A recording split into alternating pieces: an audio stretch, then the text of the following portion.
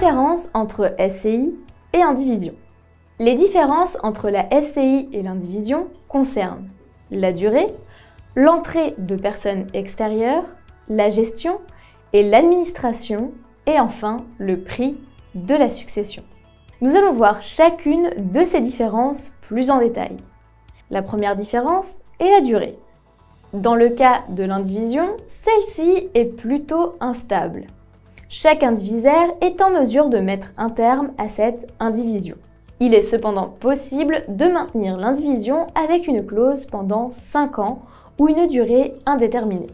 La SCI, quant à elle, possède une durée maximale de validité de 99 ans, ce qui vous offre une véritable stabilité par rapport à l'indivision. La deuxième différence consiste dans la possibilité de faire entrer des personnes extérieures. Les indivisaires ne bénéficient que d'un droit de préemption lors d'une vente ou d'une succession en cas de décès.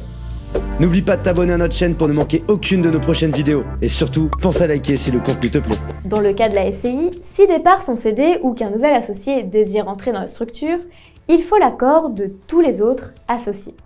La troisième différence concerne la gestion et l'administration.